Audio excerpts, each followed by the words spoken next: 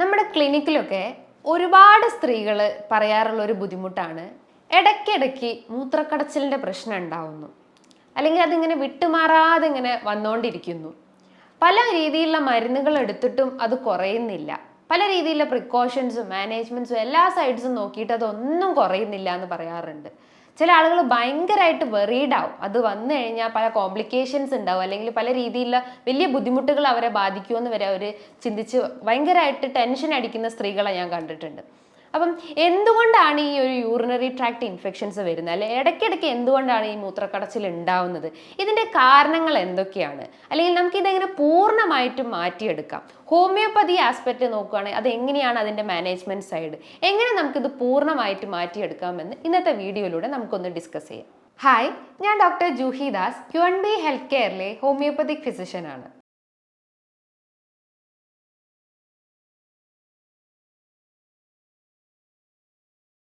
നമുക്കറിയാം, ഇന്ന് സ്ത്രീകളെ ഏറ്റവും കൂടുതൽ അലട്ടിക്കൊണ്ടിരിക്കുന്ന ബുദ്ധിമുട്ടാണ് ഈ മൂത്രക്കടച്ചിൽ എന്ന് പറയുന്നത്. അതായത് യൂറിനറി ട്രാക്ട് ഇൻഫെക്ഷൻസ്.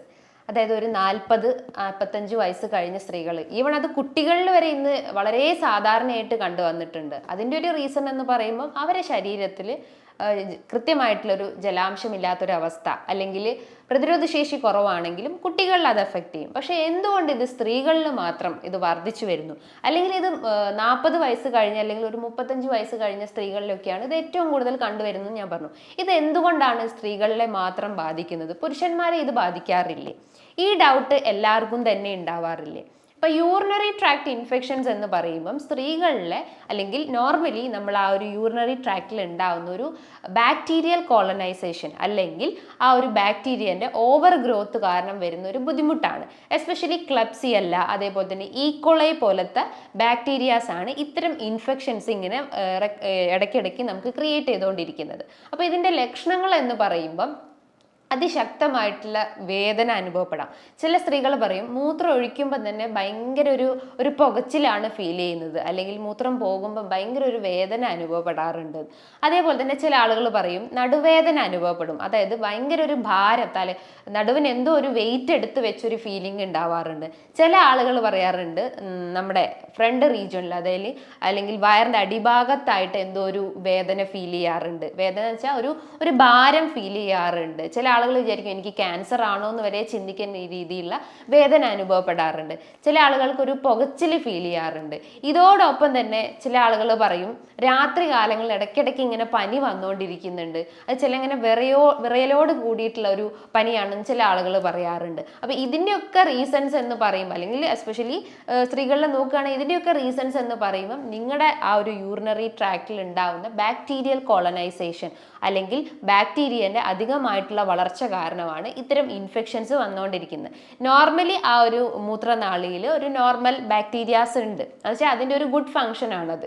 അതായത് അവിടുത്തെ ഇൻഫെക്ഷൻസ് അല്ലെങ്കിൽ ഇത്തരം ഇമ്മ്യൂണിറ്റീസിനെ പ്രതിരോധിച്ച് നിർത്താൻ വേണ്ടിയിട്ട്, അല്ലെങ്കിൽ റെക്കറൻ്റ് ആയിട്ടുള്ള ഇൻഫെക്ഷൻസിനെ പ്രതിരോധിച്ച് നിർത്താൻ വേണ്ടിയിട്ട് അവിടെ ഒരു ഗുഡ് ബാക്ടീരിയാസ് ഉണ്ട്.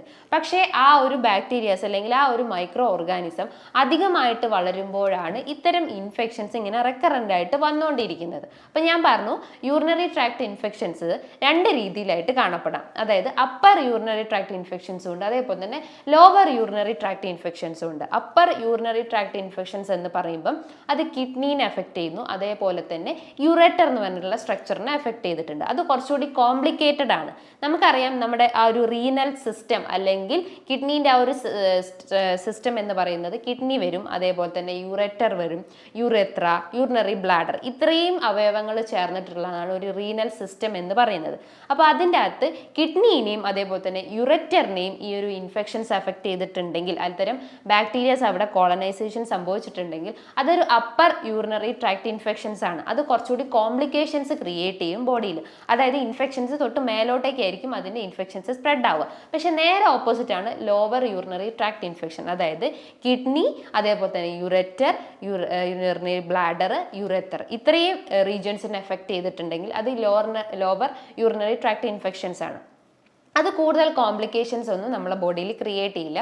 പകരം നമുക്ക് യൂറിനറി സിംറ്റംസ് ആയിരിക്കും പ്രിഡോമിനൻ്റ് ആയിട്ട് നിൽക്കുക. അതായത് ബേണിംഗ് സെൻസേഷൻ ഉണ്ടാവുന്നു, അതായത് പുകച്ചിൽ ഉണ്ടാവുന്നു, വേദന അനുഭവപ്പെടാം, വിറയലോട് കൂടിയിട്ടുള്ള പനി അനുഭവപ്പെടാം, ചില ആളുകൾക്ക് ഓക്കാനം ഛർദീൻ്റെ പ്രശ്നങ്ങൾ ഉണ്ടാവുന്നു, വയറിന് ഭയങ്കര വേദന അനുഭവപ്പെടുന്നു, കാലുകൾക്കൊക്കെ നീര് വെക്കുന്ന പ്രശ്നങ്ങൾ ഉണ്ടാവുന്നു. അത്തരം സിംറ്റംസ് ഉണ്ടെങ്കിൽ നിങ്ങൾ തീർച്ചയായിട്ടും ഒരു യൂറിൻ ടെസ്റ്റ് ചെയ്തിട്ട് അതിൻ്റെ അകത്ത് പസ് സെൽസ്, അതേപോലെ തന്നെ ബാക്ടീരിയ പ്രസൻ്റ് ആണോ, അതേപോലെ തന്നെ എപ്പിത്തീലിയൽ സെൽസ്, RBC ഇത്തരം കണ്ടൻസ് ഉണ്ടോ, അല്ലെങ്കിൽ അതിൻ്റെ ആ ഒരു അഗ്രവേഷൻ കൂടുതലാണോ എന്നൊക്കെ നമുക്ക് ആ ഒരു ടെസ്റ്റിലൂടെ അറിയാൻ പറ്റുന്നതാണ്. ഇൻഫെക്ഷൻസ് ഇങ്ങനെ ഇടയ്ക്കിടയ്ക്ക് വന്നുകൊണ്ടിരിക്കുമ്പം പല ആളുകളും ആ ഒരു വേദന സഹിക്കാൻ പറ്റാത്തതുകൊണ്ട് പല രീതിയിലുള്ള പെയിൻ കില്ലേഴ്സ് എടുത്ത് കഴിക്കുന്നു, അല്ലെങ്കിൽ ഡോളോ, പാരസെറ്റമോൾ പോലത്തെ ഇത്തരം പെയിൻ കില്ലേഴ്സ് കഴിച്ചിട്ട് ആ ഒരു വേദനയെ കംപ്ലീറ്റ് ആയിട്ട് ആ ഒരു ടെമ്പററി രീതിയിലായിട്ട് ശമിപ്പിക്കുന്നു.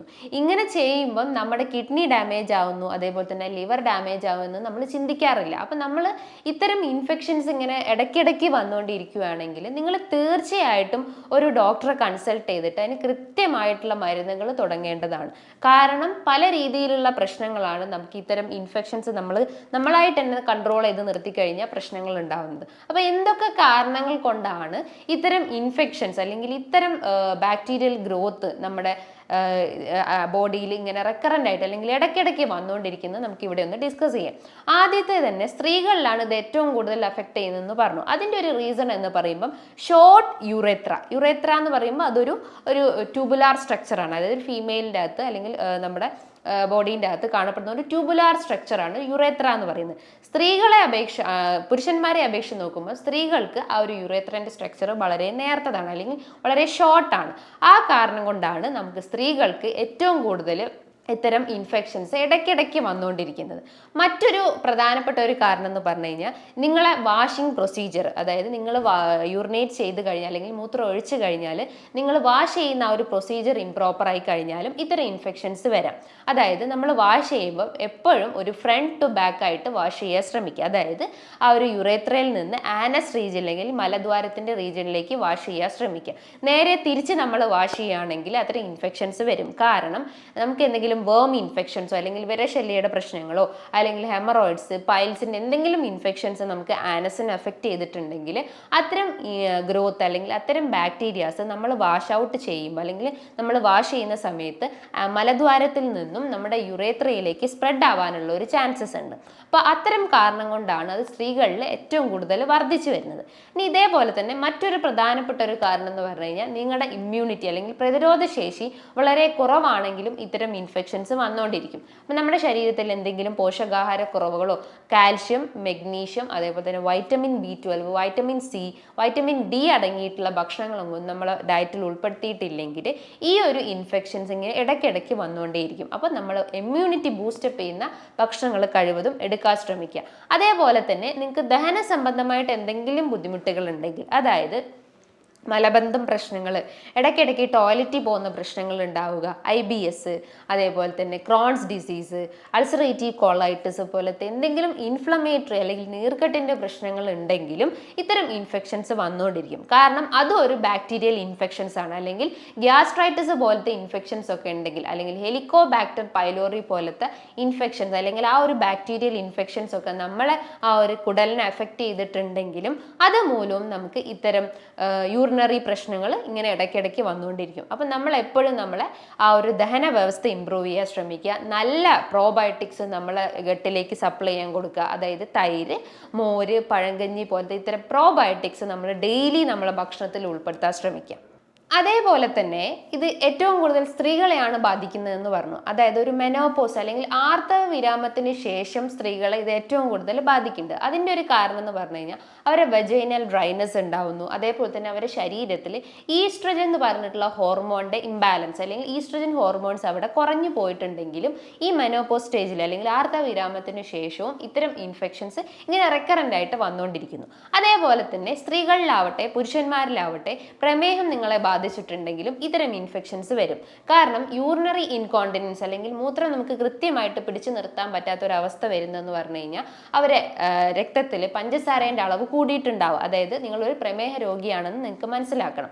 അതായത് നിങ്ങൾക്ക് ആ ഒരു ഡയബറ്റിക് നെഫ്രോപ്പതി പോലത്തെ കണ്ടീഷൻസ് നിങ്ങളെ അഫക്റ്റ് ചെയ്തിട്ടുണ്ടാവും. ഡയബറ്റിക് നെഫ്രോപ്പതി എന്ന് പറയുമ്പം ഇത്തരം ഷുഗർ കണ്ടന്റ് നമ്മളെ ബോഡിയിൽ അല്ലെങ്കിൽ ബ്ലഡിൽ ഇൻക്രീസ്ഡ് ആയിട്ടുണ്ടെങ്കിൽ അത് നമ്മൾ ആ ഒരു കിഡ്നി ഫിൽട്ടർ ചാമ്പർ അല്ലെങ്കിൽ കിഡ്നീൻ്റെ അകത്ത് സ്ഥിതി ചെയ്യുന്ന ഗ്ലോമർലസ് എന്ന് പറഞ്ഞ സ്ട്രക്ചറിനെ കംപ്ലീറ്റ് ആയിട്ട് ഡാമേജ് ചെയ്തിട്ടുണ്ടാവും. അപ്പോൾ അത് നമുക്ക് കൃത്യമായിട്ട് യൂറിൻ ഫിൽട്ടർ ചെയ്ത് പോകത്തില്ല. അപ്പോൾ അതുമൂലം നമുക്ക് ഇത്തരം ഇൻഫെക്ഷൻസ് ഇങ്ങനെ റെക്കറൻ്റ് ആയിട്ട് വന്നുകൊണ്ടേയിരിക്കും. അതേപോലെ തന്നെ മറ്റൊരു പ്രധാനപ്പെട്ട ഒരു കാരണം എന്ന് പറഞ്ഞു കഴിഞ്ഞാൽ പ്രഗ്നൻ്റ് ലേഡീസിൽ ആ ഒരു യൂട്രൈൻ പ്രഷർ കാരണം അല്ലെങ്കിൽ ആ ഒരു ബേബീൻ്റെ പ്രഷർ കാരണം ബ്ലാഡറിലേക്ക്, അതായത് യൂറിനറി ബ്ലാഡറിലേക്ക് ഓവർ പ്രഷർ വരുന്നു. അപ്പോൾ അതുമൂലം നമുക്ക് ആ ഒരു യൂറിനേറ്റ് ചെയ്യാനുള്ള ബുദ്ധിമുട്ടുകൾ ഉണ്ടാവുന്നു. അതായത് വേദന അനുഭവപ്പെടുന്നു. ഈവൻ യൂറിനേറ്റ് ചെയ്ത് കഴിഞ്ഞാലും ഒരു ഇൻകംപ്ലീറ്റ് ഫീലിംഗ് ഉണ്ടാവുന്നു. ഇടയ്ക്കിടയ്ക്ക് ടോയ്ലറ്റിൽ പോകേണ്ട ഒരു പ്രശ്നങ്ങൾ ഉണ്ടാവുന്നു. പുരുഷന്മാരിൽ നോക്കുവാണെങ്കിൽ ബിനൈൻ പ്രോസ്ട്രേറ്റിക് ഹൈപ്പർട്രോഫി അല്ലെങ്കിൽ പ്രോസ്റ്റേറ്റോമെഗാലി പോലത്തെ പ്രോസ്ട്രേറ്റിന് എന്തെങ്കിലും നീർക്കെട്ടിൻ്റെ പ്രശ്നങ്ങൾ ഉണ്ടെങ്കിലും ഇത്തരം ഇൻഫെക്ഷൻസ് വരാം.